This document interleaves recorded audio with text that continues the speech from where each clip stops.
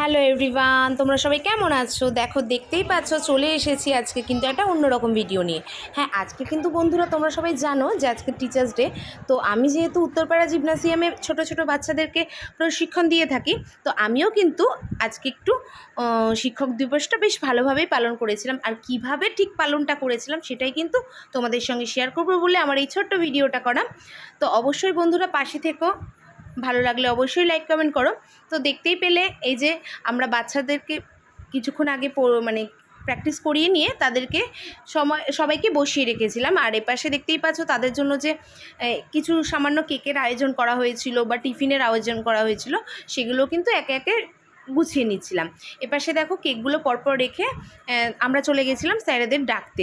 এই যে দেখতে পাচ্ছ উনি হচ্ছে আমাদের ক্লাবেরই একজন মুখ্য ভূমিকায় রয়েছে বলতে পারো, সর্বানন্দ ব্যানার্জি স্যার। তারপরে এই যে যাচ্ছেন যিনি, ইনি হচ্ছেন আমাদের ক্লাবের মুখ্য প্রশিক্ষক, উনি হচ্ছেন মনোজ নস্কর স্যার।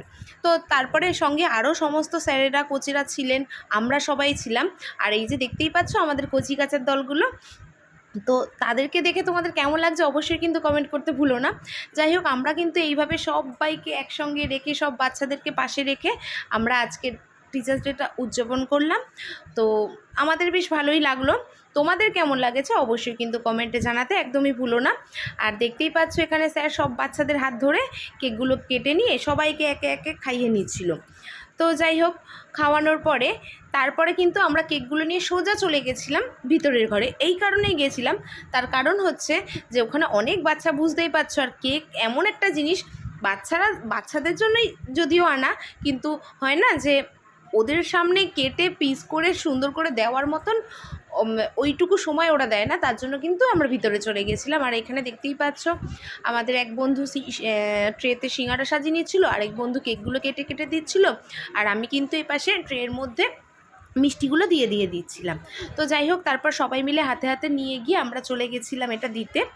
আর সেখানে গিয়ে দেখছি স্যারও কিন্তু আমাদের জন্য কিছু, বাচ্চাদের জন্য আর কি, আমাদেরও বাচ্চাদেরও কিছু গিফটের ব্যবস্থা করেছিল।